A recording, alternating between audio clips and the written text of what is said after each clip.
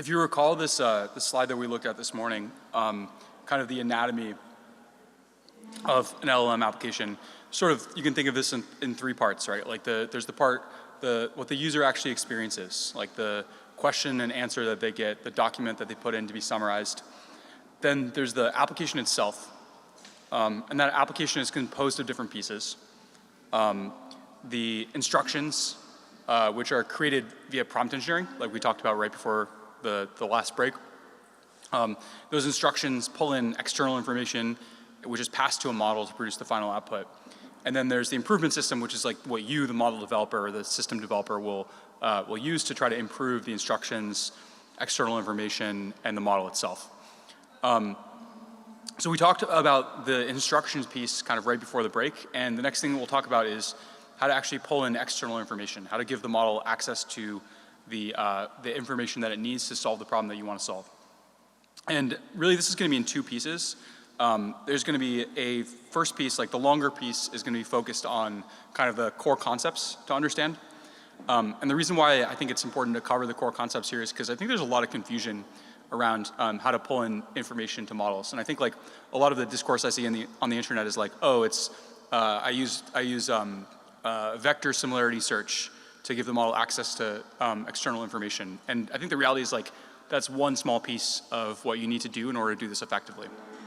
So we'll talk about some of the concepts, and then we'll review a couple of case studies of modern applications that have been built using information retrieval, and like what are some of the details that go into those systems that people have made work pretty well that you might not think of when you're building the initial version of your system.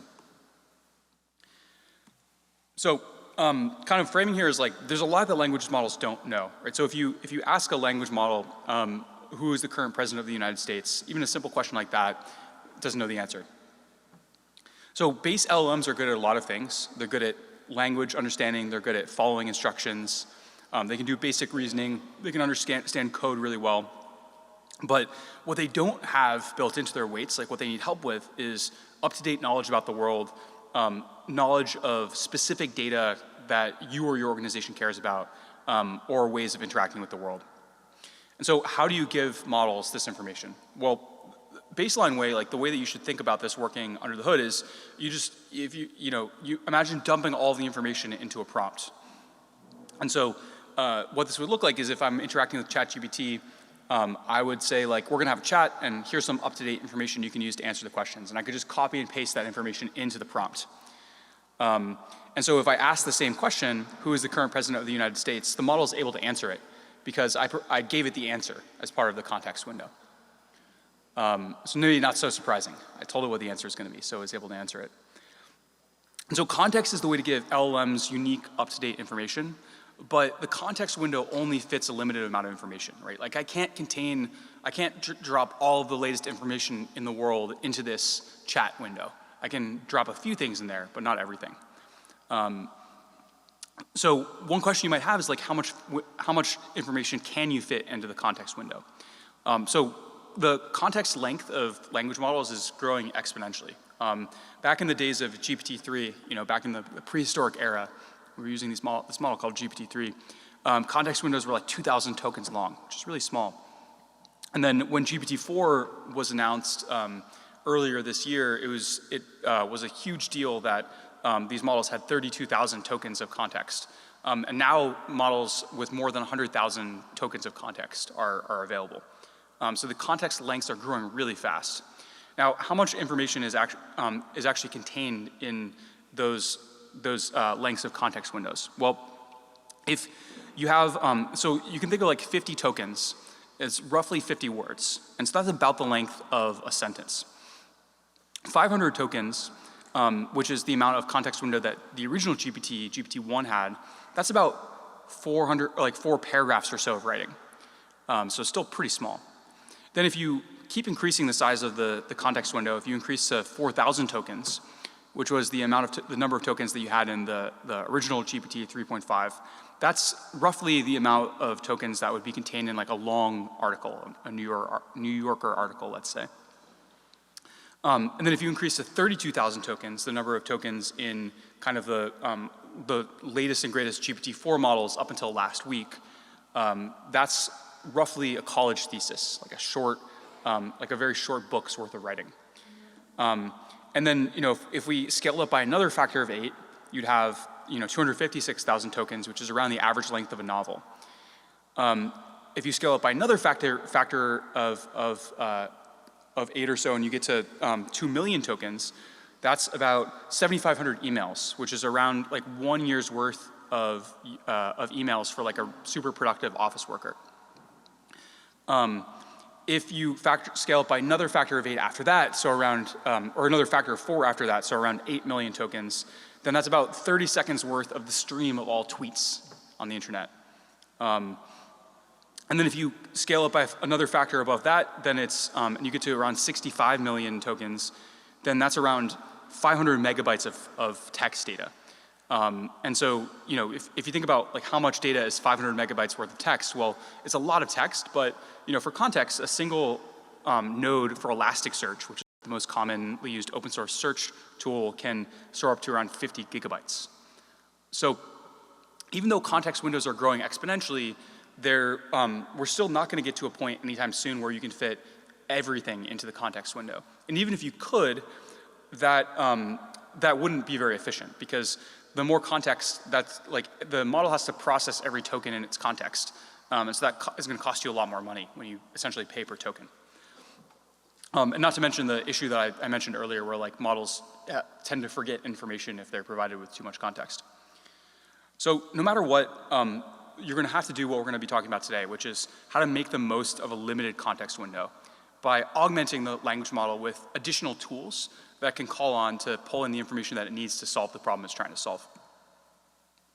And we'll cover like 3 kind of different high-level techniques for how to do this. The first is retrieval, where you augment the model with like a bigger corpus of documents that the model can call on to choose a subset of those documents to put in the context window. Then there's chains, where you augment the model with more calls to LLMs. And then finally, there's tools, where you augment the model with other outside sources. But the kind of like first and main approach that we'll talk about is retrieval augmentation. So quick outline here, like first we'll talk a little bit about why retrieval augmentation is like such an important pattern for building LLM apps. Then we'll talk about traditional information retrieval, so like search pre-LLMs. Then we'll talk about what I think most people in the LLM world think of as retrieval these days, which is information retrieval via embeddings. But we'll try to make the point that this shouldn't be the only tool that you lean on for retrieval. And then finally, we'll talk about some like patterns and case studies, if you want to like think of more realistic examples. So why retrieval augmentation? Let's say that we want to have the model, go back to our example of giving the model access to data. And let's say we want it to access user data. So we could try putting our user data in the context. We could put like names of each of the people in the company and some basic metadata about them in the context. And then we can ask questions about those people. And the model will be able to answer. Really powerful. But what if we have thousands of users or tens of thousands of users, right? So like how do we like enough users where we can't or it's not effective for us to put every single user's data into the context. So how do we decide which user data we should put in the context?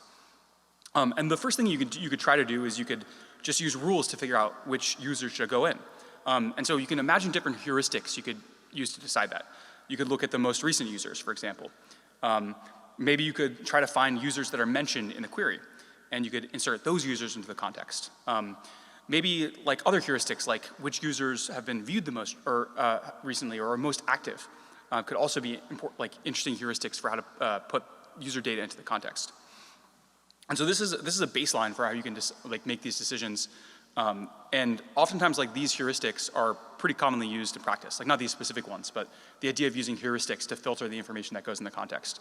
But oftentimes what you'll find is that like it's hard to determine the rules that you should use to put information in the context. So can we do this in a more automated way? And I think the main point to understand here is that this process of context building, this is not a new problem. This is like really equivalent to the kind of like pattern in computer science called information retrieval. And this is a definition here. So information retrieval you can think of as basically being like search, where you're trying to pull in a bunch of information from a broad knowledge base that's most relevant to solve the task that you have at hand. And so the important thing to know here is like, this is not something that is new for LLMs, but it's building on a whole field of computer science that's been around for a long time. So let's talk about that field. Let's talk about traditional information retrieval. Some of the basics, like some definitions here. You have, in information retrieval, you have a query, which is like the statement of information you need, like the question or the search string. Then you have a collection of objects, which are entities inside of your content collection, like documents. You have a notion of relevance, which tells you how well a given object satisfies the information need for your query. So, the documents that are more likely to have the answers are more relevant. And then a ranking is an ordering of the relevant results based on desirability. So relevance is like something that applies to an individual document, and ranking is something that applies to a list of documents. Like this is the order in which we think they're going to be relevant for solving the problem. Traditional information retrieval, like search type problems, is done like most typically through a data structure called an inverted index, where you take the terms in the query and you map those to the documents that contain those terms most frequently at the highest level. There's different algorithms for doing this. So here's how the different terms apply. So typically the way you'll determine relevance is you'll do Boolean search. So you'll contain documents that only contain specific terms. You will then rank those documents based on a set of heuristics. And the most common set of heuristics is called BM25, which is influenced by 3 factors. The first is the term frequency. So the more frequently your search term occurs in the document that you're considering, the more relevant that document is. So documents that contain a lot of your search terms very commonly are relevant. The second factor in BM25 is IDF, inverse document frequency. So if this particular search term is one that happens to be contained in many documents, then that's a less important search term. And so we shouldn't consider it as much. And then finally is field length. So if the document contains a search term like in a short sentence or a short snippet, then that's likely more relevant to the meaning of the document rather than a long document that just contains the word in one tiny piece of it. And so if you combine all of these, like what traditional search is doing at the highest level is it's looking for terms that are rare in your search query, but common in the document. And that's the heuristic that you use to find the documents that are most relevant. So search engines are inverted indices plus a bunch of other stuff. So the difference between like an inverted index is a data structure that's used to store information and perform search efficiently. But a search engine is an inverted index that also contains a bunch of other functionality, like being able to ingest documents and process them, store them in the inverted index. Like post-processing documents to remove stop words or other things that aren't really relevant for your search.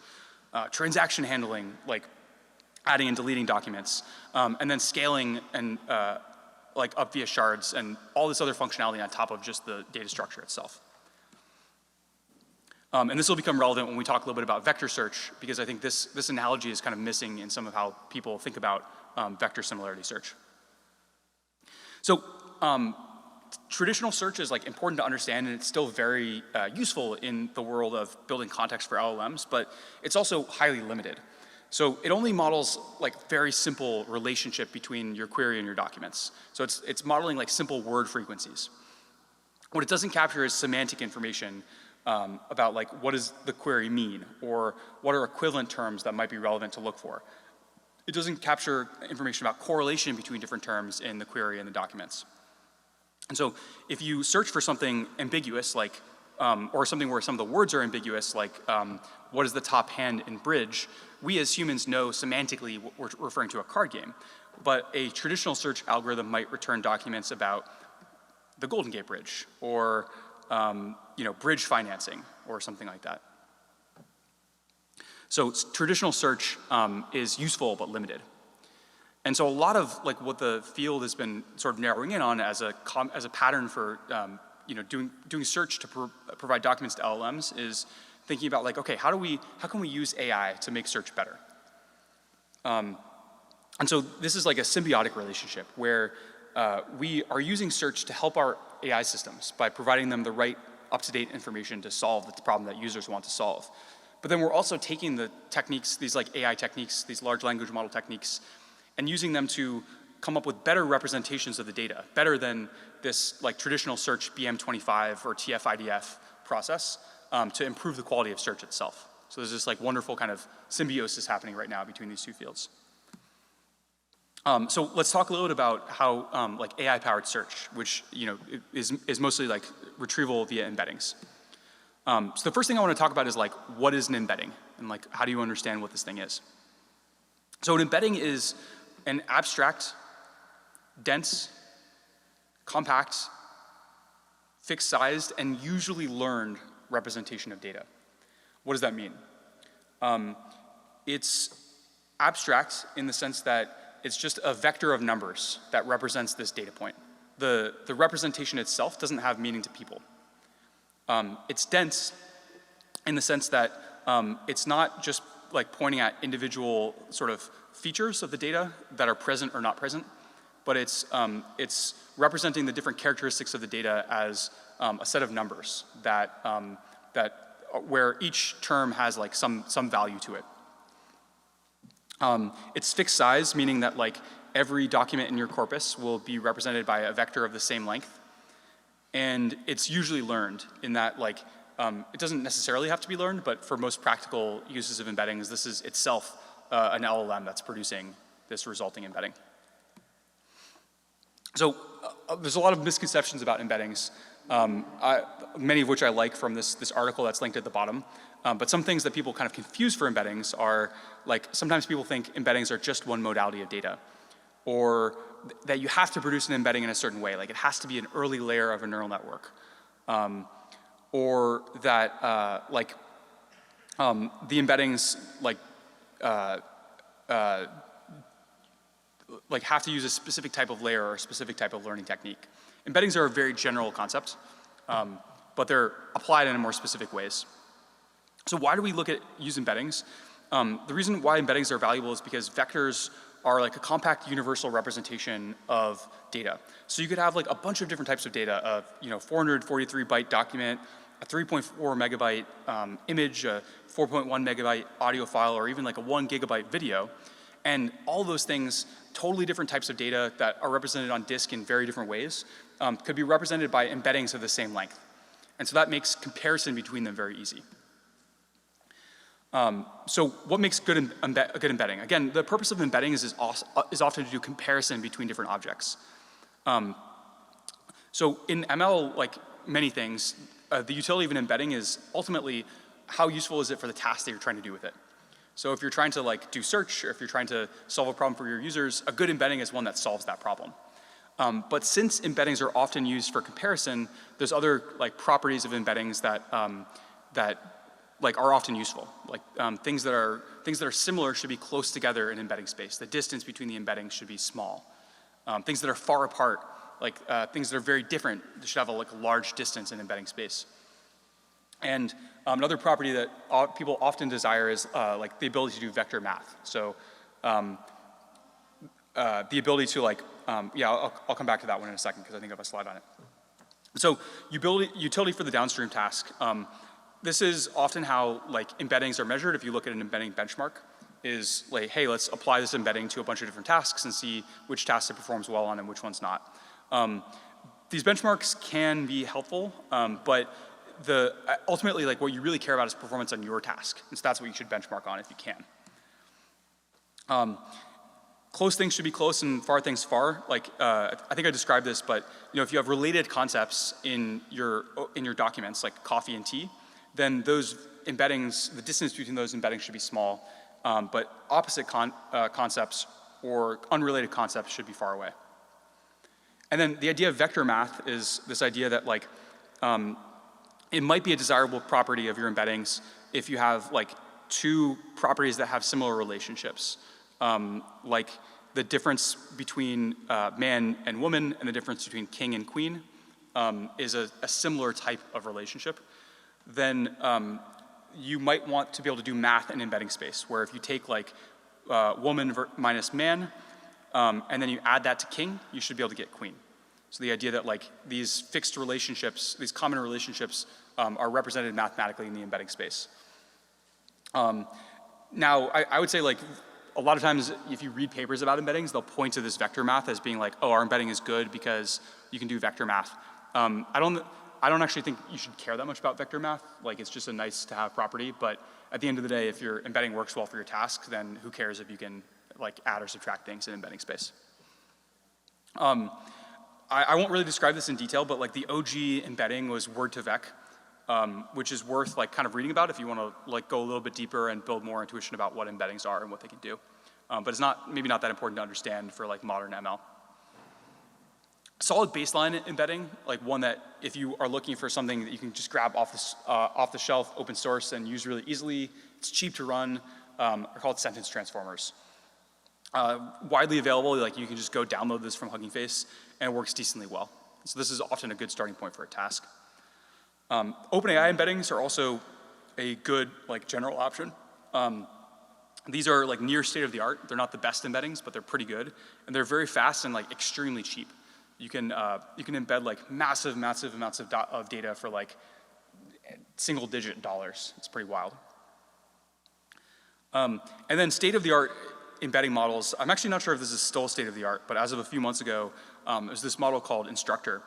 And the reason I want to cover this is not because I see people using this that much, but because I think there's an interesting idea here that points to where embeddings might be going. But the idea of Instructor is that like, you know, when you do general embeddings, you take all the documents and you embed them into the same space, right? So documents about math are being embedded in exactly the same way as documents about, cooking. And so that's both a negative and a positive. It's a positive because then you can compare all these documents together very easily.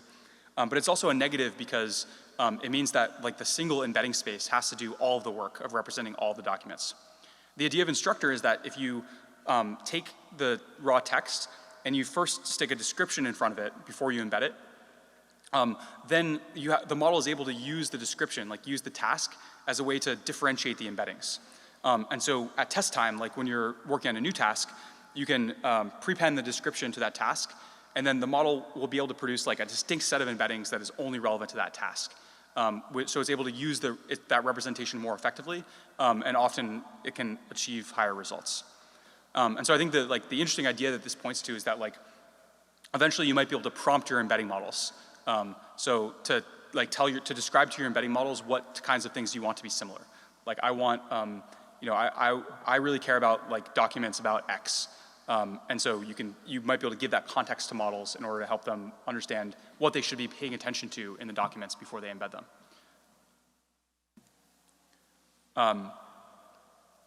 Okay, so that's a little bit about embeddings. Next thing I want to talk about is, okay, we have these embeddings, these dense vector representations of our high-dimensional data. How do we actually use these to find similar documents?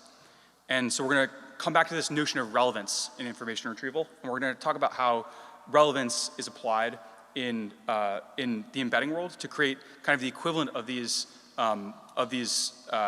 inverted indices that are used in traditional search.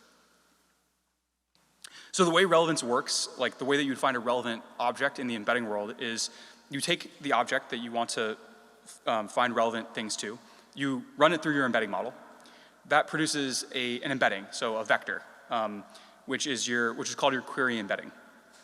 And then you compare that query embedding to an embedding index, which you can think of as like a way of storing all of the embeddings for every other document in your corpus. And then you find the documents in that index that are the most similar to the query embedding according to some metric. So let's unpack that a little bit. What is the metric? What does it mean to find an object that is similar according to a metric? Well, there's a lot of different similarity metrics that you can use to compare two different vectors, like whether two vectors are similar or different. Most common ones are listed here. Cosine similarity being the most similar one, which basically measures, in some sense, the angle between the two vectors. And turns out that the choice of metric doesn't really matter so much, at least according to OpenAI. So if your vectors are normalized to length 1, then the choice of similarity metric doesn't matter so much. Just pick cosine similarity or whatever makes the most sense to you and use that. Then the way that you're going to actually do this search, the way you're going to find the ones that have the smallest cosine similarity, is you're going to run an algorithm to find the documents that have the smallest cosine similarity to your query. And so the simplest way you could do this is you could embed your corpus. So that produces a vector for each document in your set of documents. And so if you have many vectors, you could just stick those together and store them as an array. So just store it as a big matrix, where like each row represents a document, and that document is represented by a vector. Then what you could do is you could embed your query and just compute the dot product between the query and the array. So do the matrix vector multiplication, where you compute the dot product between every row in that matrix corresponding to every document, and then the column corresponding to the query document. And so this is what that looks like in NumPy code. And so you could implement this in a few lines of NumPy, no special data structures or anything like that, just really simple math. So a question you might ask is why do people talk about vector databases and all this stuff if it's really that simple? The question is, the answer is a lot of times you actually don't need much more than that. If you have less than 100,000 or so vectors, you probably won't notice a difference in speed between just doing some NumPy math and doing a complicated vector database. Above a certain scale, it does start to matter though. So I think in machine learning, if you ever want to win an argument, you provide an Andre Karpathy tweet, and so there's the requisite tweet on the bottom right there. So if you do need a scale, if you're getting to the point where you have a lot of vectors, a lot of documents in your corpus, or where you have, where latency really matters, then you're going to want to run rather than finding the documents that have the highest similarity.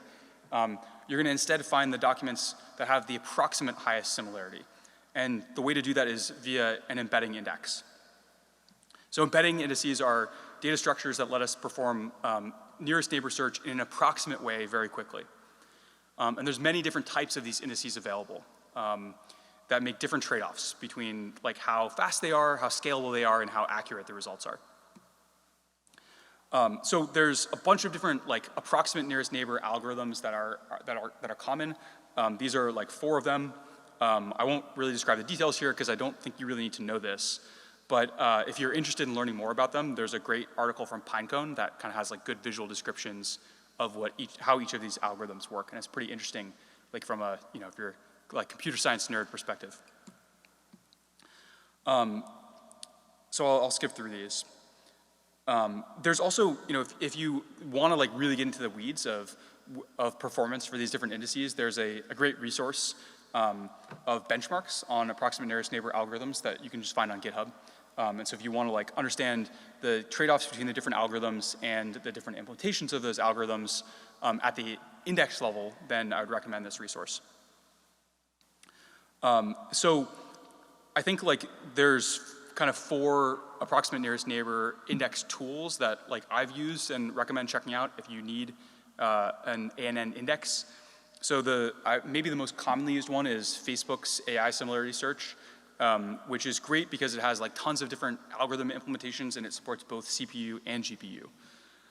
There's if you want something lighter weight than that, there's a few options, HNSWlib, NMBSlib, and Annoy, which are all kind of more lightweight implementations if you are more just looking to play around with something and get a feel for how it works.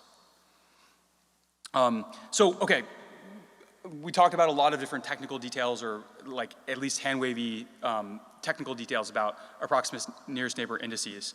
And so one question you might be asking is do I actually need to understand all this?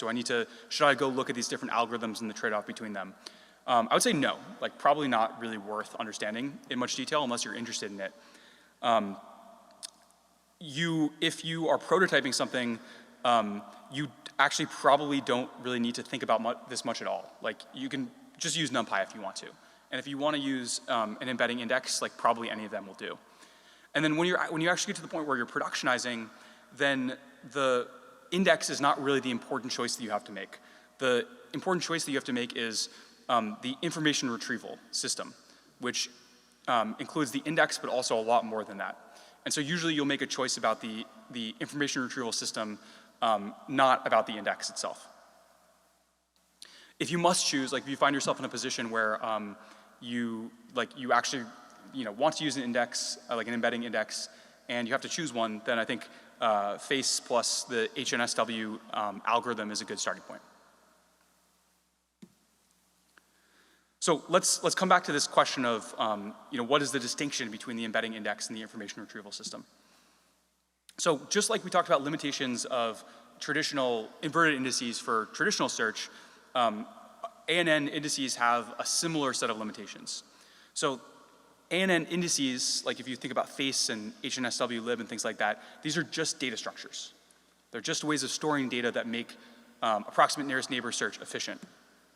But what they don't offer is any of the other things that you need to make these things work in production, like hosting, storing of the data or the metadata alongside the vectors that represent them, combining sparse and dense retrieval, like using traditional search alongside vector search.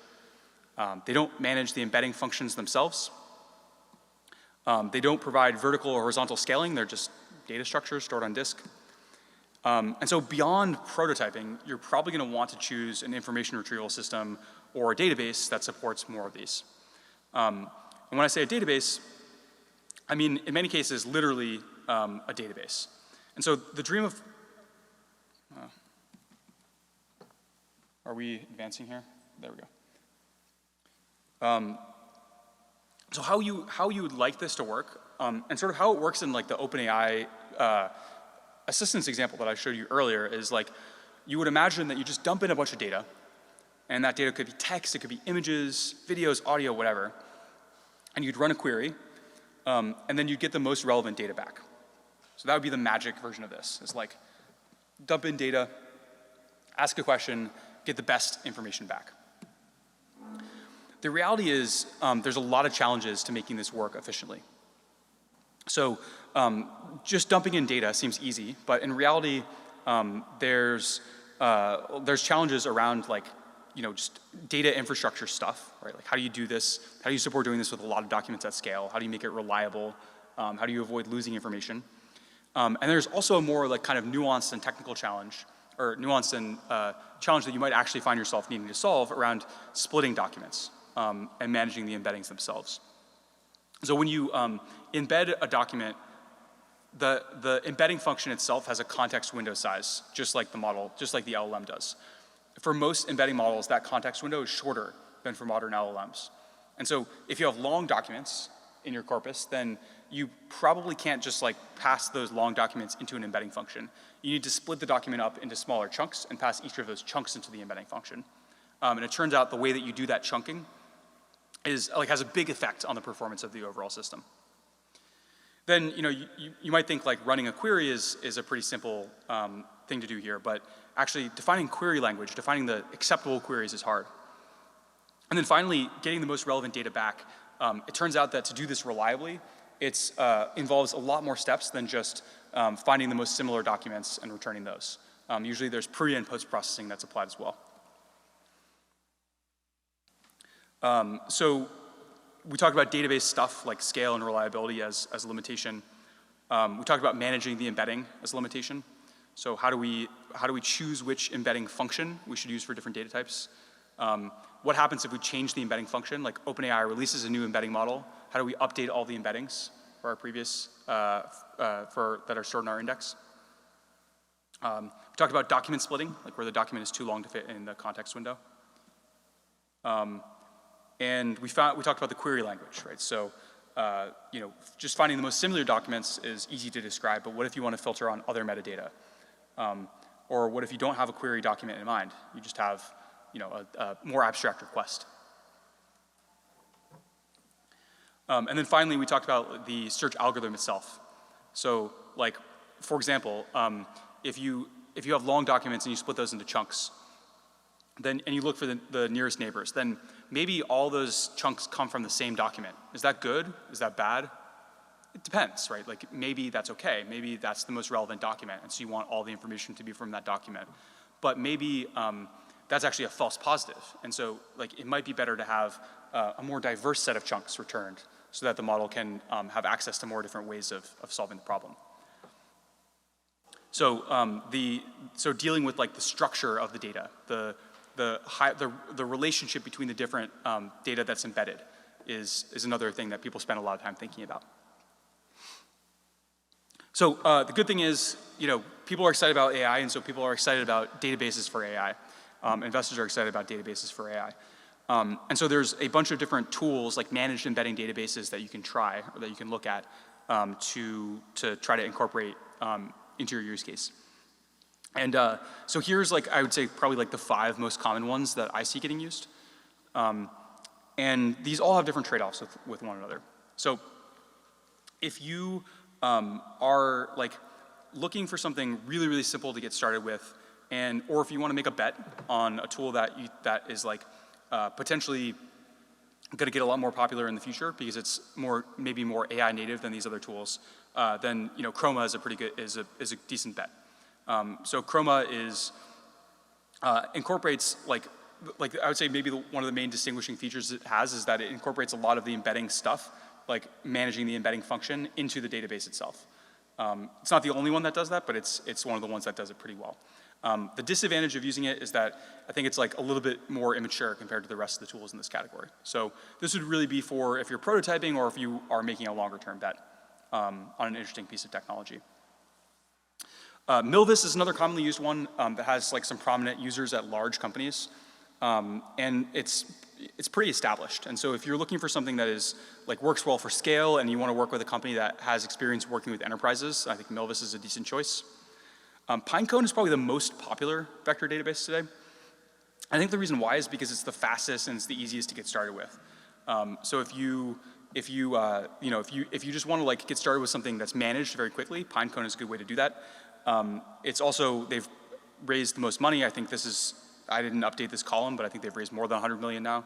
And they have prominent users.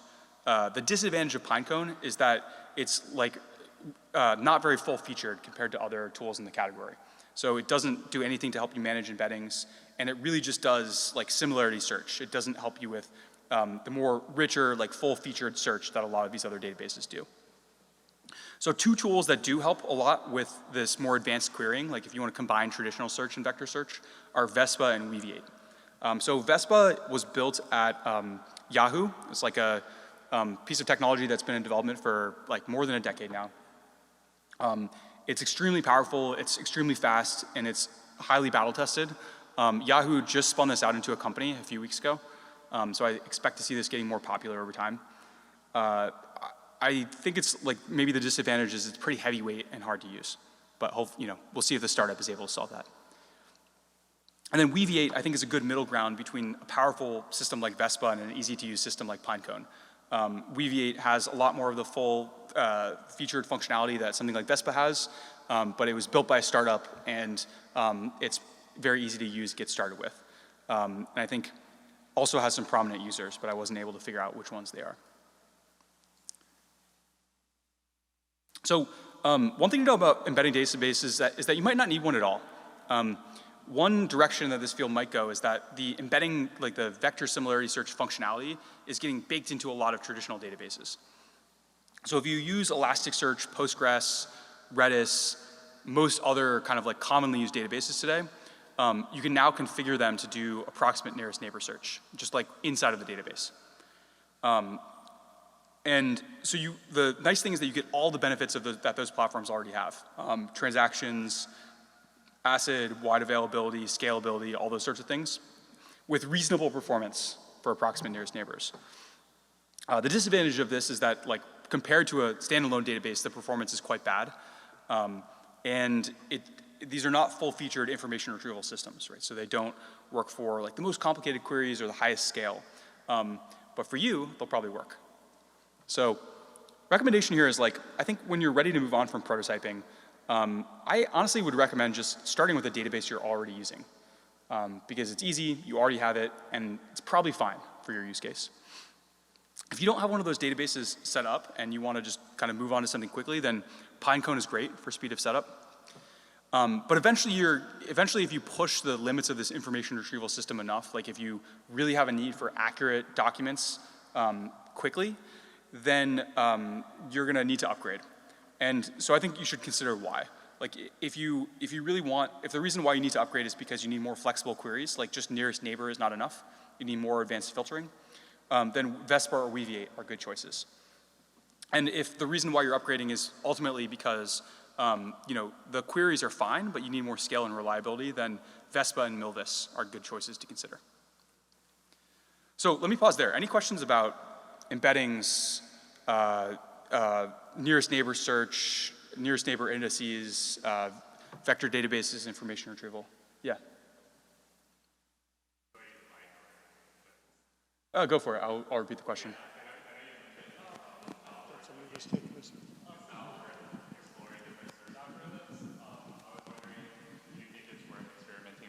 Embeddings, do you think that is I mean, it could make a difference, but do you think that's something that should be prioritized in addition to the other parts of the information retrieval system? Yeah, I think so. Choosing better embeddings is maybe the biggest lever that you have and can make the biggest difference, but it's hard because I think like one failure mode that I've seen with a lot of folks is like for a lot of people building with AI right now, you're used to using ChatGPT or GPT-4. And so the mental model you have is that this is gonna be like pretty good for most tasks out of the box. The reality is that like off-the-shelf embeddings are not at the same level as off-the-shelf LLMs today. They're just not as good. And so if you expect this to work off the shelf for whatever task you're doing, you're probably gonna be disappointed. It might work okay, but it's not gonna work super well. There's still a lot of, in embeddings, there's still a lot of room for improvement by training your own model. And so like you can get a big lift by training your own embedding model. And if you don't want to go all the way to training your own embedding model, then there's simpler things that you can do. There's simpler models that you can train that can help transform your embeddings in a way that can make them more useful. So there's like, if you look in the OpenAI cookbook, there's one idea that they suggest, which is like basically just to fit a linear transformation of the embedding model to like adapt it for the task that you're trying to do. And so that can improve performance pretty significantly. And then in one of the case studies that we'll look at, they share an example where they train a model to re-rank the results of the nearest neighbor search. And so the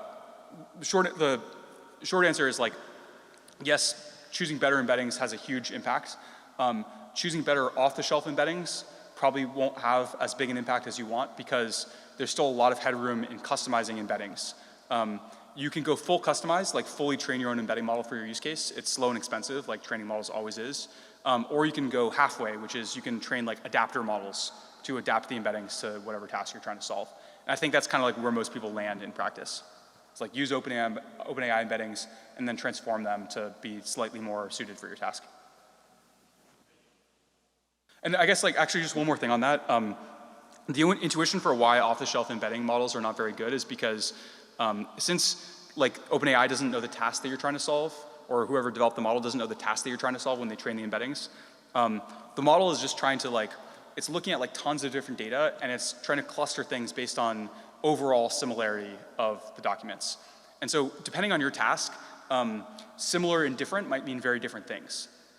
So like, for example, I think like one reason why a lot of these like just naive vector similarity search systems don't work very well is because you're embedding a query, like you're embedding a question that a user asked, and then you're trying to find similar documents by comparing that embedding to the embeddings of documents.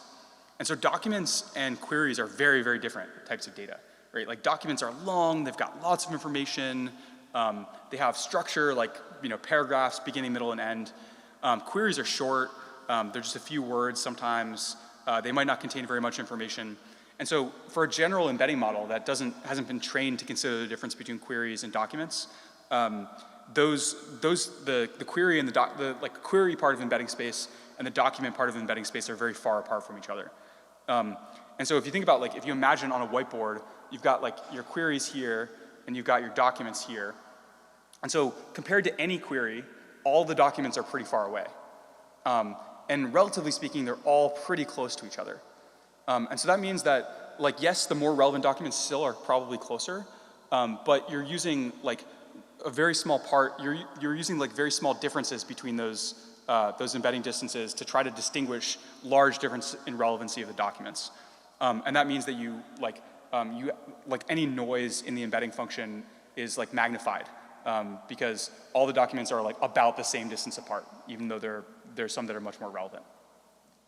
Hi, I was thinking about what you said about how vector math might not be important on your embedding, but I was wondering if that could have an impact when your query is asked in a negative kind of perspective, like if you're asking which documents are not about youth and adult is not the inverse of youth, then you won't get the right return.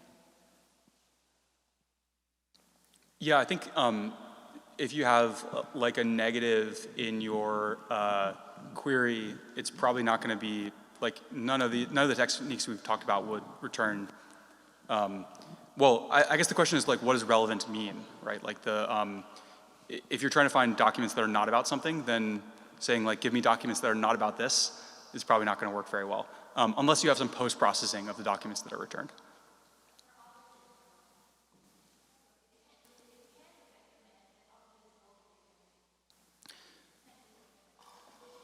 So the vectors will be very similar. Like the vector for not something, like not a turkey is going to be really similar to the vector for like a description of a turkey, because the embedding models don't understand the semantic context of the general embedding models don't understand the semantic context of the task that you're trying to solve. And so anything that talks about turkeys is probably going to end up being pretty close to one another. Now, you could get around that by training an embedding model that understands the context of what you want there. Yeah. So, two particular questions. The first one is about like, when do you decide to go for fine-tuning or using augmenting techniques? And the other question is about how do you deal with model elements? You know, when you have an image and you have a text and they have the kind of similar meaning. Can you provide an intuition behind of this kind of system? So I couldn't catch that because of the echo. Like, is it the first one was about? Yeah, the first one is when you to fine-tuning is or augment, you know. Fine-tuning instead of. So pretty much like when do you decide to go for fine-tuning the model or just using augmenting techniques such as chain or? Yeah. And the other question is, can you provide some intuition behind of multimodal embeddings when you have an image and you have a text and somehow they have the same meaning? How do you train these kind of models in order to, you know, when you project these two vectors in the same space, how they can have the similarities? Mm-hmm. So for fine-tuning, we'll come back and talk about this a little bit more later, but in short, I would say I would almost always start with information retrieval first, and then I would use fine-tuning. I would mostly think of people using fine-tuning for different reasons other than like trying to inject information. It's more for like trying to respect a certain structure, trying to save costs, things like that. But if you're really struggling to like follow the knowledge in your corpus, because there's way too much and the information retrieval part is too hard, you could also try fine-tuning. It's just much harder. And then for intuition about how like multimodal embeddings work, you can think of it as like, imagine a data set that contains pairs. So like an image alongside a description. And if you train a model on those things together, then the model knows that the image and the pair, or the image and its corresponding description should be close together. And that's a high level, like how some of these models work. Yeah.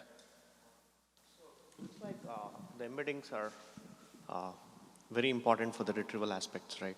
Especially when I'm using OpenAI to generate some text for me. So is this a competitive advantage for OpenAI to use their OpenAI embeddings? Is it like I can use third-party stuff? You said the quality might reduce. So this is how they're trying to make sure that we all adhere to their OpenAI offerings? They're pretty interchangeable. So I think with the Assistance API, that's kind of why they're like, if that ends up becoming good, that's when it would be advantageous to use both, because they can run both on the same infrastructure without a network call between them. But today, unless you're using that assistance API, which probably no one is because it doesn't really work, you are going to be making 2 network calls either way. Like you're going to be first calling the embedding, and then you're going to be getting the result back, and then you're going to be calling the LLM. And so there's no reason not to mix and match. And OpenAI does not have the best embeddings on the market. I think some of the open source ones are better, and I've heard that the recent Cohere ones are better as well, but I haven't tried them myself yet. So yeah, there's no reason not to mix and match. And how do you define a good embedding versus a bad embedding? So a good embedding is very unsatisfying, but this is true in machine learning in general. A good embedding is one that helps you solve your task. So if your goal is to answer questions for users, then the best embedding model is the one that produces the best answers for users, whatever that means for your task. That means that like at the end of the day, like understanding embedding performance is the same as understanding task performance. There's other heuristics about what makes a good embedding, like things that you think are similar should be close together, things that you think are different should be far apart. But at the end of the day, that's also not very quantitative. And so really like looking at downstream performance is the best way to measure them.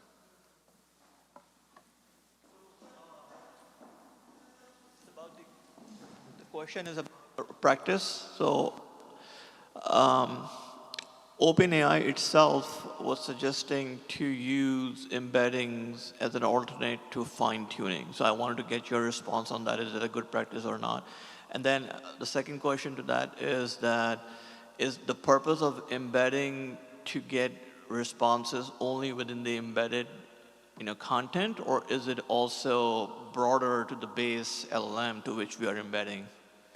Yeah, so I agree. Like I don't really recommend, I think people reach for fine-tuning too soon. Like I don't think you need fine-tuning most of the time. And fine-tuning is much, much harder than all the stuff that we're describing. So I don't know, I've trained a lot of machine learning models. I don't really recommend people do it very often. It's a great tool in the toolkit, but I think I would try other things first. Embeddings being one of them.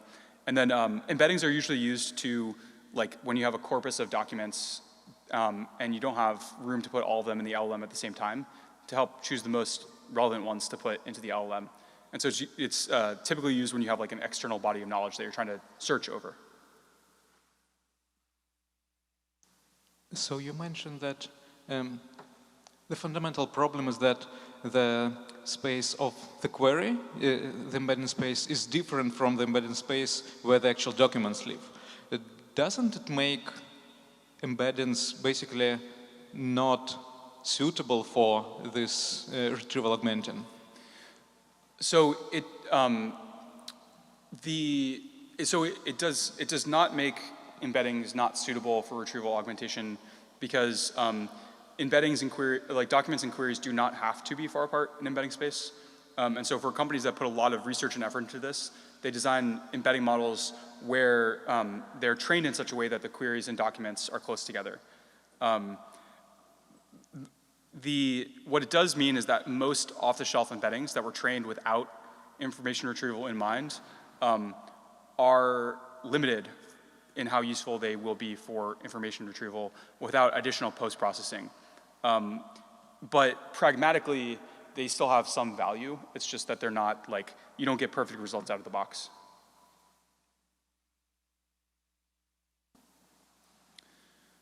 All right, let's talk about some case studies. So the first one I want to talk about is Copilot. Copilot, arguably the most successful application of large language models, maybe other than ChatGPT.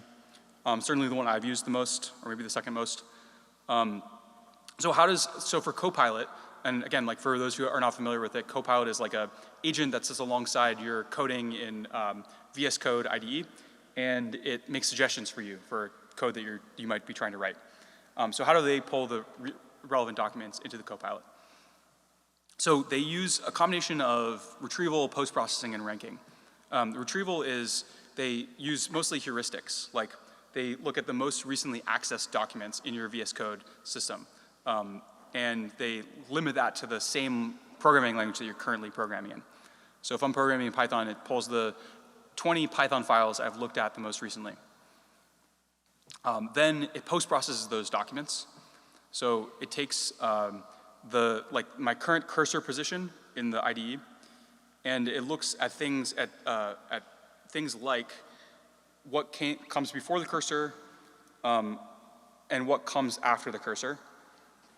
And it finds snippets of the 20 candidate documents using similarity search. Then it takes those snippets and it sorts them using some heuristics. And then it puts those sorted results into a prompt to produce the outputs. So it's a very heuristic system. The nearest neighbor similarity search is not like a big vector index or anything like that. It's just a very kind of local process that's wrapped in a ton of heuristics. And I think that's part of what makes it so good is the heuristics that they used. Another common pattern, this is probably the most common pattern that you'll see for these applications, is the retrieval augmentation question answering pattern. The way that this works is you take a user's query, like when was our company founded, you compute an embedding, you find similar documents in your index, and then you dump those documents directly into a prompt. So you say like, hey, GPT-4, answer the question based on the following documents, where those documents are the ones that are the most similar to the query. So again, we talked about this limitation already, but the main limitation of this is that your nearest neighbor similarity search has to be good. Like if you just dump the top handful of most relevant documents into the prompt, then you have to be pretty confident that the context that you need is going to be in one of the top few embedded chunks. So you're placing a lot of emphasis on how good your embeddings are if you do things this way. One way that you can get around this limitation is you can do this in a loop. So like if you, rather than only providing a handful of examples to fit in your context window, instead you could try to answer the question, you could take the top 10 instead of the top 3, and try to answer the question based on each of those documents, and have a model decide which one of the documents is most relevant to answer the question. So you can have the model process the first document, decide if it can use that document to answer the question. If it can't use that document to answer the question, then it can look at the second document, and then the third document, and so on, until it finds the document that is the most relevant. This can get around the limitation because you're splitting it into multiple model calls, but obviously at the trade-off of like cost and latency because you're calling these expensive LLMs multiple times. So this that we just described, this process of like taking a, rather than trying to dump all the information in a single prompt, instead letting the model process the information multiple times to get around context window limitations. This is a simple example of a chain. So chains are, like sometimes the best context that you can have for your LLM doesn't exist in your corpus, right? So like sometimes you need to pre or post process the data before or after it's retrieved from your document corpus. And oftentimes the way that you'll do that pre or post processing is via another LLM. So the idea of chains is that like to produce the context needed to answer the question or solve the problem your user wants to solve by not only pulling in relevant information, but also processing that information so that it's more useful for the downstream LLM. There's many, many different types of chains that people build, and this is like kind of a whole rabbit hole that you can go down. There's some like common patterns, like here's some, like, I guess example patterns to understand this better. So the question answering pattern that we described before, you can think of this as a simple chain where the first step in the chain is you embed the question. Then the second step is that you find similar docs to the embedding. And the third is that you pass those docs into a QA prompt and you run that QA prompt. One way to get around the limitation of queries and documents being far apart is to use a type of chain called like hypothetical document embeddings, which is kind of like a neat trick that works okay, not super well, but can be sometimes helpful, which is you take your question, and then rather than passing that question directly into the embedding and finding the nearest neighbors, instead you say like, okay, well, if questions are in embedding space are really far apart from documents in embedding space, what if I just use an LLM to generate an imaginary document that it thinks could be helpful for answering this question. And then rather than passing the question into the embedding model, instead I pass this imaginary document into the embedding model. And I perform similarity search with the imaginary document instead of with the raw query. And then run the rest of the question answering chain the same way. So that's a more complicated chain where rather than just passing the question in directly, instead we pre-process the question before it's passed into the embedding model.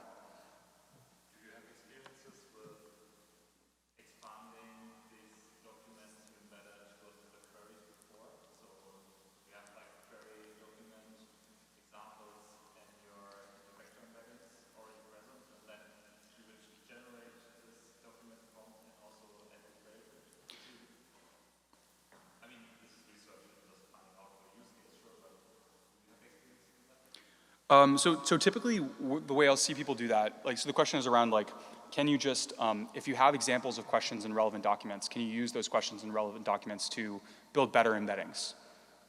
Usually the way I'll see people do that is to train an embedding model. So state-of-the-art embedding models, if you have a really mature search use case, the models will be trained jointly on questions and relevant documents so that when you pass the question in, then the model is explicitly trained to find documents that are similar to questions rather than just trained to find how all kinds of texts are related to each other. Another type of chain would be like a summarization chain. So you could take, let's say that you want to summarize a big corpus of text. You want to summarize, summarize everything on Wikipedia for me. The way that you could do that is you could take every document in your corpus. You could summarize each one of those. So summarize every document on Wikipedia. And then you could pass all of the document summaries into another summarization prompt. And you could summarize the summaries and get a global summary back.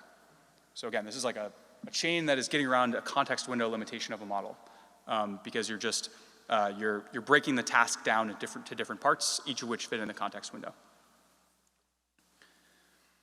So the most popular tool for building chains of models is called LangChain. It's one of the fastest growing open source projects of all time. It's both Python and JavaScript. I would say the strength of LangChain is that they have a lot of different chain examples that you can pull from to get started very quickly. And also just generally having a framework is sometimes helpful. I have found in practice, most people I talk to who are building production systems end up building their own chaining framework because LangChain has a lot of limitations and there's not a lot of, you don't need to write a lot of code to build your own chains. It's literally just passing LLM calls to each other. Another common tool that you'll see, by the way, is Llama Index, which is the difference between Llama Index and LangChain is that Llama Index is, LangChain is just a general purpose chaining framework where it's you can build any of these types of chains in LangChain, and they have lots of examples of crazy different types of chains. They've got document loaders and just basically focused on making prototyping really easy. And then Llama Index is focused more on information retrieval. And so it's more focused on these types of chains where the goal is to take documents from different parts of the corpus, pre and post process them in different ways to do better information retrieval than just nearest neighbors similarity search alone. Any questions on chains?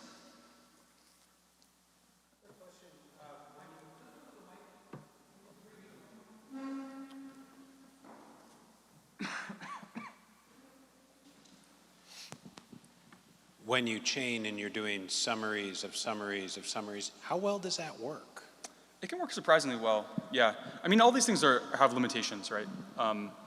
But oftentimes, I think what chaining is most useful for, in my view, is when there's some inherent logical structure to the problem. You can tell the LLM in the prompt to follow that structure. You could say, so let's say that you had a document that would fit in the corpus, and you want to summarize the document. You could say, hey, LLM, summarize the first paragraph, then summarize the second paragraph, then summarize the third paragraph, write down the output, and then summarize all three of those things. You could do that all in one prompt. But if the logic is that crisp, then oftentimes breaking it into smaller prompts allows the model to follow it more reliably. So there's really two reasons for it. One is if the model's having trouble with the task and you want to impose some structure to the task to make it easier, then like sometimes splitting it into multiple calls is more reliable than putting it all in one prompt. And then the second reason is if you're trying to get around like big context window limitations, which if you're doing that, then like, yeah, I mean, it can still work well. Like as long as the base, as long as each individual task works well, then the overall thing can work well too. You talked about 3 types of augmentation, the retrieval, the chains, and the tools, right? And it's maybe not a fair question, but you sort of hinted at it with your demo earlier. How durable will this skill set be? Getting good at this, will it be good to be good at this 2 years from now? Yeah, I don't really know. I mean, I guess you could ask the same question about, like, you could have asked the same question about deep learning. Like when we were teaching this class first in, 2018, 2019, to me it was like, it already felt obvious that models were that not everyone was gonna need to be able to train models.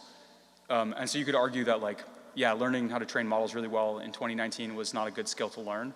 But on the other hand, it's kind of like models have gotten so good so fast that the overall size of the pie has grown a ton as well.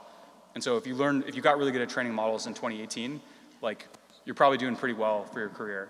And so maybe there's a similar thing here where like, if your goal is just to use this technology, then yeah, you can wait a couple years and it's gonna be a lot easier than it is today. But the people who are really good at it, the people who are good at the low-level details are still gonna be really valuable if the size of the pie grows. Like one of the most impactful people at OpenAI early on was this guy, Scott Gray, who was basically just one of the world's best GPU kernel programmers. So do you need to learn how to program GPU kernels to build machine learning applications? Hell no. No, obviously not. But does OpenAI need to be good at building GPU kernels? It's really, really helpful for them to be good at it.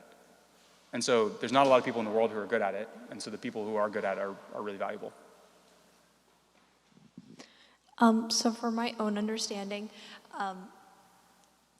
you were talking about the context window problem. Is the reason that we're doing the chaining so that we can compress the information from the documents into a smaller context that we can feed to the LLM that is lower down in the chain? Is that a correct understanding? Yeah, that's one common way of using chains. I think I think of it as kind of like there's 2 reasons why you'd use it. The one is if you have more data than you can process in a single LLM call, then you can split into multiple LLM calls, process things independently, and then combine the results. That's like one reason that you could use chains. And then another probably more common way that you'd use chains is if you have like some inherent like structure or logic to the task, like I want to process each of these paragraphs independently and then combine the results, then splitting it into multiple LLM calls can be more reliable than packing that information into the context, into the instructions, because models can get confused by long instructions. But it still works if, for instance, you wanted to do, let's say you had a multi-step thing and the steps were dependent on each other, like you do this step and then you do this step and then you do this step. Would chaining help with that? Because then you don't have to make like one enormous prompt, like do this series of tasks? Yeah, exactly. Yeah, I think like you could do that all in one prompt, and I think it's good baseline to do it all in one prompt, and it might be fine. But I found that like models, the longer the context gets, like both the inputs and the outputs, the more likely it is for them to sort of lose their train of thought or become confused.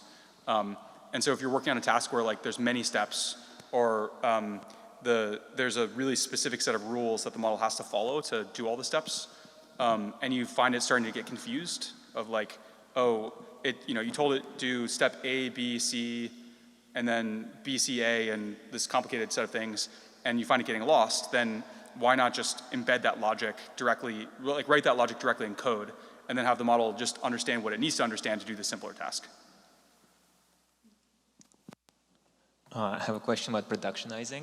So you mentioned that you can start with LangChain, and lots of people, like me included, we started with LangChain prototype, but what is the step to move to productionizing? Can we just roll LangChain app in production, or at which point do we start to customize and roll our own?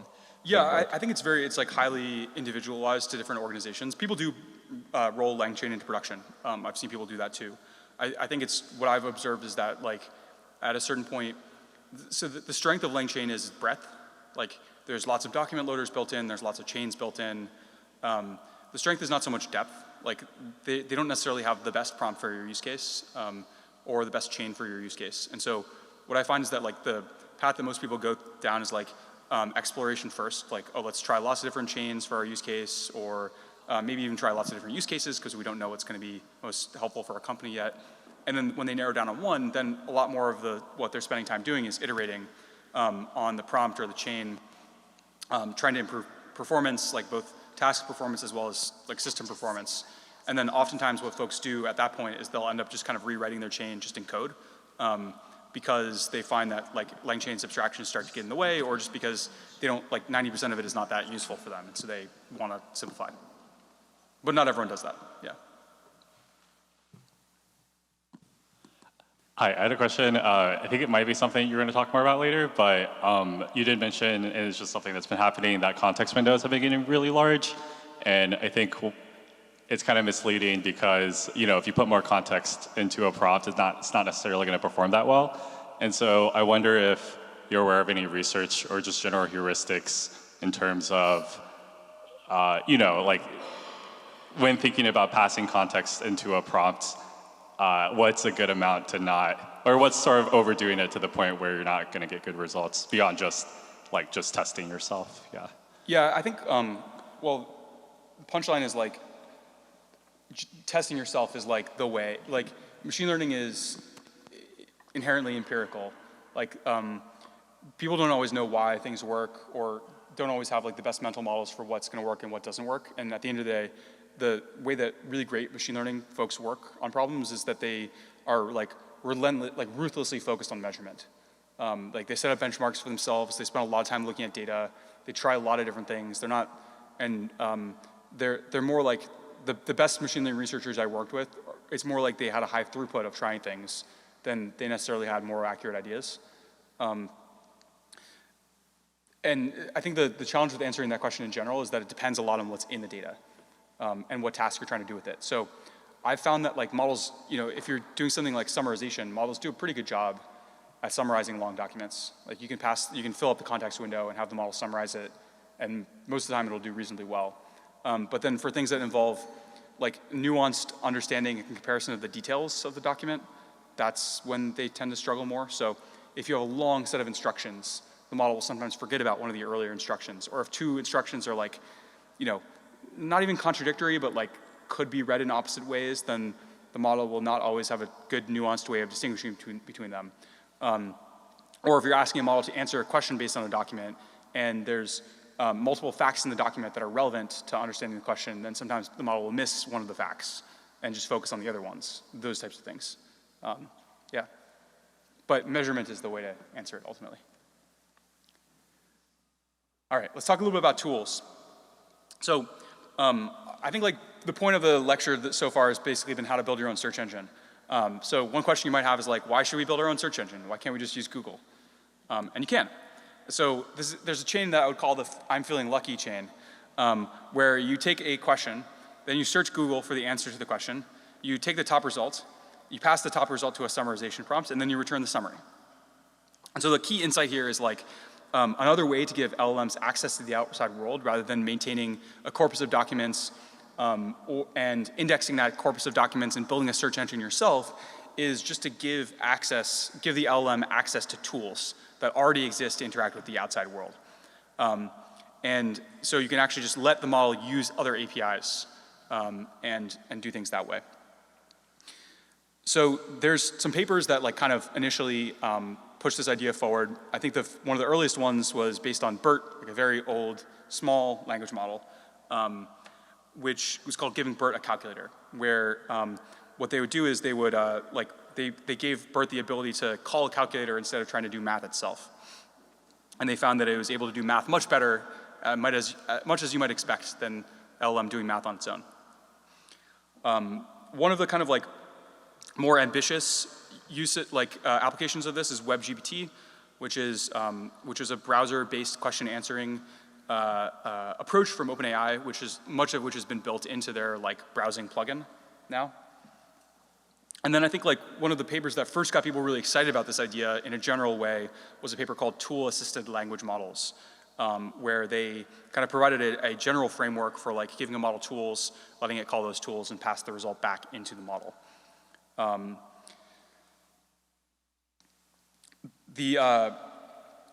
Let's see, yeah, a couple other papers here, but I'll skip through this. I think like maybe the more relevant thing to understand is like, what is a tool? A tool is basically any API or any other piece of code that you can call. And the way that you can use it, there's at a high level 2 kind of common patterns for how to use tools. You can use tools like just like any other part of the chain. So you can use them deterministically. You can say like, okay, the first thing that you do after you receive this query is you pass this query into the Google API or into a search API and return the result back and put it in a specific place in the prompt. The second way that is common to use tools is you can let the model choose when to use the tools. So you can let the model say as its output, I would like to call a tool, please. And then you pass the input, the result of that tool call back into the model to use for whatever it needs to do next.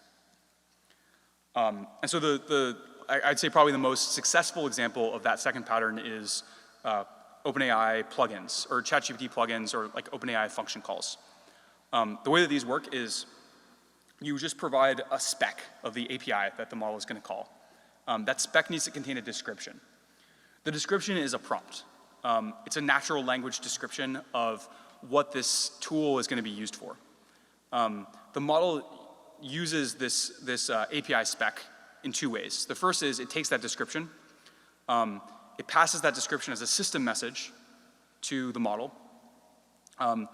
as part of the system message, and then the model can then knows about the existence of this function and can decide, hey, rather than returning a result to the user, I'm instead going to ask for some more information from this tool. And the way it decides to do that is by looking at the descriptions of the tools and reasoning about like, hey, would any of these be helpful for me to answer the question better? And then the second way that it uses the API spec is that it then produces an output for the model, produces an output for the tool that is formatted in the way that the tool understands. So if the API spec expects 3 inputs, the model will produce those 3 inputs. Then what happens behind the scenes is that the client, like ChatGPT or the application that you're building, is responsible for taking the inputs that the model produced, calling the API, gathering the results back from the API, and then sending them back to the model. So then the model sees the result of that function call, of that API call, and can use that resulting information to try to answer the original question.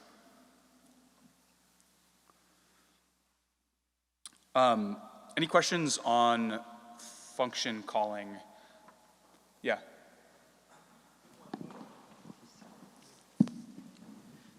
Can you elaborate a little bit more on how the model chooses to invoke a given API? Like, for example, let's say in our applications we have a bunch of microservices with a bunch of API, and we try to put metadata in the plugin.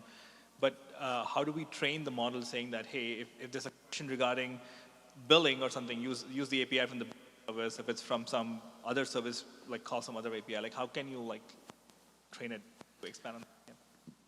So it's at least with OpenAI, you can't really train it. What you can do is you can prompt it. And so there's 2 places in the prompt that you can describe how to use these functions. So the first is in the description of the function itself, and that's kind of the way that is encouraged. And so the way that works is like, let's say that you have a function for getting weather.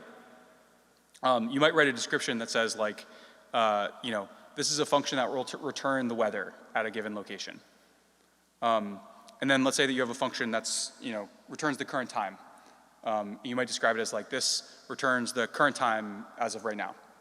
And then those, you can think of those as like, as part of the overall prompt that is being used.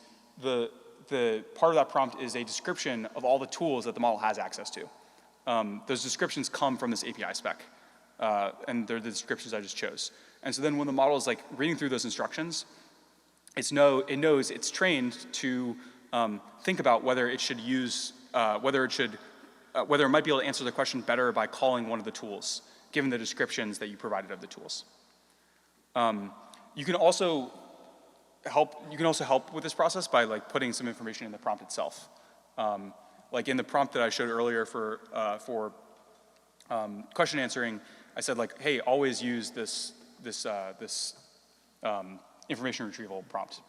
But you could also provide more nuanced information, right? Like you could say like, if the user asks an ambiguous question, then always call at least one of the functions, or things like that. So just to follow up on that, how do you try to not do something? Like, for example, if the asking the recent sort of billing information for the next quarter, which is sensitive, right? So, in your previous session, you talked about if you say something not to do for an LLM, it might start thinking about that. Yeah. So in this case, how do you sort of ensure that it does not do something? Coming from a privacy kind of standpoint here, where we are ensuring that it's not calling certain set of APIs if certain rule-based values have not been met. Yeah, it's really hard to ensure that the model will not do something. Like generally, if via prompting alone. So usually what people do is they'll do that in more of a rule-based way, right? So if you give the model access to an API, but you don't want it to call the API for information from the past month or something, you would just apply that. You'd rewrite that as deterministic logic. Or maybe if the logic is really hard to write deterministically, you would have a totally separate LLM call that doesn't have access to the full context, and its only job is to determine whether this is an acceptable call or not. So you could isolate the LLM calls in that way, and that might make it more reliable. But usually it's heuristics, yeah. Now we talked about how the models will predict that they will use some kind of tools, but do you know how this will work from the engineering perspective? I know we can't see what OpenAI does, but I suspect something like a special kind of tokens being spit out of the model, then the generation will be stopped, the tool will be executed. But do you have any more information either from OpenAI or when building your own LLMs locally? Yeah, so for OpenAI, it's pretty easy because of the like the chat paradigm. So basically, like the model has different return types. Like it can return an answer or it can return a request for a function call. For more like open source models, the implementation is trickier.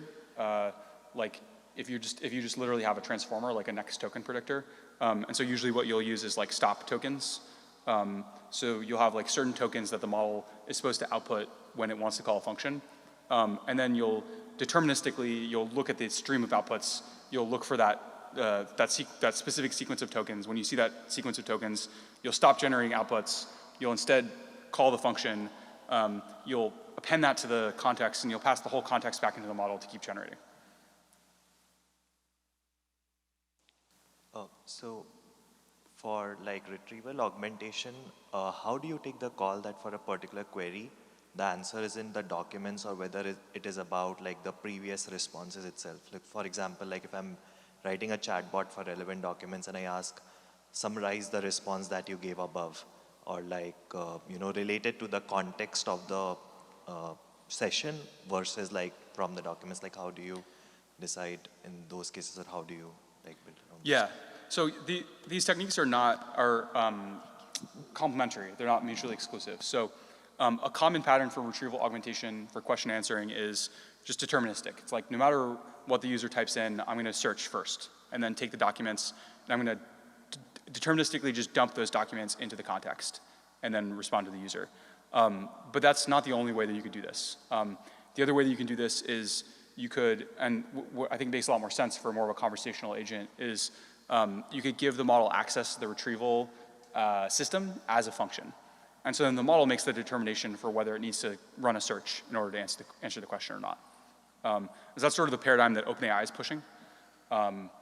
And I think the limitation is that like the model has to get multiple things right then. It has to call the right function and interpret the result call the right function with the right parameters and interpret the result correctly.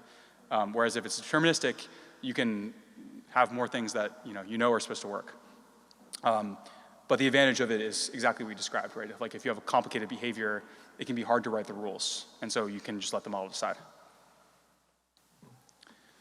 All right, I want to make this a little bit more concrete by covering a couple case studies. So this first one is a case study that was published recently by a company called Shortwave. I've never used this product before, but it's basically a like AI-powered email tool. And seems pretty cool, but the reason why I thought it was relevant is mostly just because they have a really nice in-depth case study about how they built this. So the way that Shortwave works at a high level is you take the user's query, then the model does some tool selection. So it chooses which functions it's going to call based on the user's query. Then it retrieves the data from those tools. It answers the question, it performs the question answering step, then there's some post-processing that's applied, and then it returns the answer back to the user. So let's dig into some of these steps. The tool selection steps, the Shortwave team has provided a bunch of tools to the model. Some of these tools are deterministic, and other ones are themselves LLM calls. So there's a calendar tool, which is deterministic. It just looks up a schedule information from the user's calendar. But then there's also things like a compose tool, which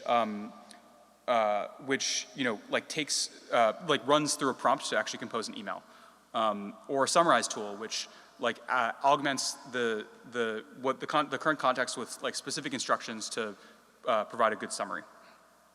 And so the team has designed these tools to help with common tasks that their users have, common things that their users want to do in their application. One of the tools that they, as you could imagine, put the most effort into designing is the search tool. And so this is a description of how the search tool works, which I think is interesting because it gives a little bit of a window into how much more complicated these high quality search tools become than just nearest neighbor search. So in their case, what they do is they take a raw query from the user, then they perform a step called query reformulation, which we'll come back to in a second. Then they take the reformulated query, they run a deterministic feature, or a LLM-based feature extraction in order to pull out some relevant features that they're going to use to perform a traditional search. They also compute an embedding of the reformulated query and do a vector similarity search. Then they use all the documents that they retrieve from both of those types of search to pass into a re-ranking model, which I'll come back to. And there's multiple re-ranking steps that are applied before the ordered fragments are returned to whatever the search algorithm is using, or passed back into the prompt that's produced by the search tool. So to double click on a couple of these steps, the first one that's interesting to look at is query reformulation. So the reason why they have a query reformulation step is because the user's query doesn't always contain all the information that's needed to understand what their intent is. So in this example, the most recent question the user asked is what about Johnny? Right, so without understanding the previous context of the conversation, it's impossible to know what are the most relevant emails to pull in relation to Johnny.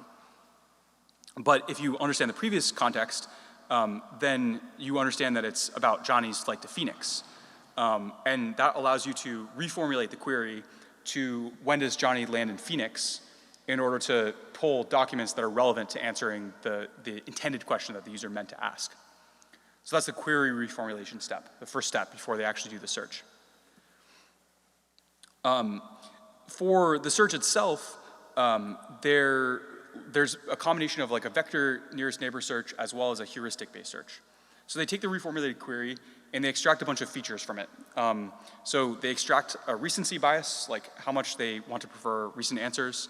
They extract some keywords, some named entities, some date ranges if they're relevant to the question, as well as the embeddings. And they pass all of those things instead of just the embeddings or just the features into the document retriever.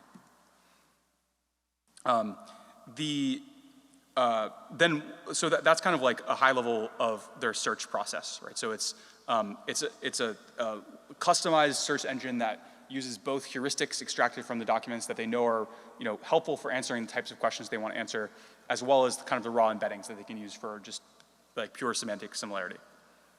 But then once they take the results back, once they gather the top results from the search engine, rather than just spitting those results out in the order that they came back from the search engine, they apply a post-processing step to re-rank those results before they pass them back into the model. So they reorder the top results passed back by the model, and that's a really common pattern for these information retrieval systems. So the way that they do it is they have two different phases of re-ranking. So they first have a bunch of heuristics that they use for the re-ranking. They have the raw similarity score, but also things like the target date ranges, the names and the people from the query, any labels or tags for the emails that are present or not present in both. And then they also derank things like emails that are tagged as promotions or things like that they just would expect to be less relevant. So all these like email-specific heuristics that they use to reorder the search results. And then they take the top results from that reordering and they perform a further reordering step based on a custom model. So this is a purpose-built model that is trained to take the query and the relevant documents and spit out like a relevance or an ordering for those documents that they can use to further refine what the most important documents are to pass into the model. And so this is a custom trained model. It's a lot simpler to train than the full embedding model because it's just taking the relevant documents and outputting a score. And it's slow to run, so it's only running on the top handful of examples to just like further refine the ordering. So that's case study from Shortwave. This is also an interesting case study from the OpenAI Assistant API. I've not been nice to the OpenAI Assistant API today, but I think I'm confident that it will get good. And so there's an interesting slide from their dev day when they talked about like what techniques they use to improve the retrieval augmented generation. Now, we saw an example earlier of the retrieval augmented generation being really, really bad. But we'll take them at their word that in some use cases it's really good. And so you can see that they started with just like retrieval via pure cosine similarity as the baseline that they considered. They achieved 45% accuracy, which seems pretty bad. Then they tried another number of other things like the hypothetical document embeddings that we discussed earlier. I don't know what FT embeddings are, but whatever that is, they tried it and it didn't work. And then the main thing that got them from 45 to 65% is they ran a bunch of experiments with chunking and different embedding models. So choosing different ways of chunking up documents, choosing different embedding models can make a big difference. Then the next accuracy bump came from having a re-ranking and classification steps. So instead of just taking the results that you get from the similarity search and accepting them, instead doing what we saw in the last case study where you reorder them based on the results of another model. And then finally, they got sort of the final accuracy boost by doing prompt engineering on the different prompts that are part of this process, adding in tool use, and performing query expansion. So, like reformulating the query to produce better results. So, I think the interesting thing here is not so much like the specific techniques that they used, but it's really two things. One is just to give you an example of the types of things that you will probably need to try to go from an okay retrieval system to something that's really good. And then the second is like if you notice how they present this information, it's with an eye to the accuracy of the overall retrieval algorithm at each step. One thing that OpenAI does really well is they're obsessive about measurement and evaluation of everything that they develop at every step along the way. And so the way, what we'll come back to a little bit later this afternoon, the way that I recommend developing systems like this is by building an evaluation or a measurement harness early on in the project so that you can try a lot of things and quantify the impact that those things have rather than just throwing food at the wall and seeing what sticks. So I think just to wrap up this section, LLMs are a lot more powerful when you connect them to external sources of data. When you do that, you can do a lot with just rules and heuristics rather than needing to build a search engine. So the canonical example of that is Copilot. right? Where like most of Copilot is just heuristics. It's not like some complicated fancy algorithms. As your knowledge base scales up and you have more and more documents in your corpus, you should maybe move away from heuristics or consider moving away from heuristics, but also consider moving away from just thinking about this as vector similarity search.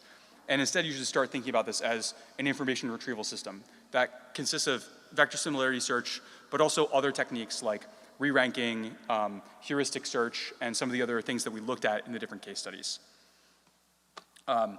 As you start to like have more and more complex reasoning and start to hit token limits, you can consider chains as a way to break up the logic in a deterministic way.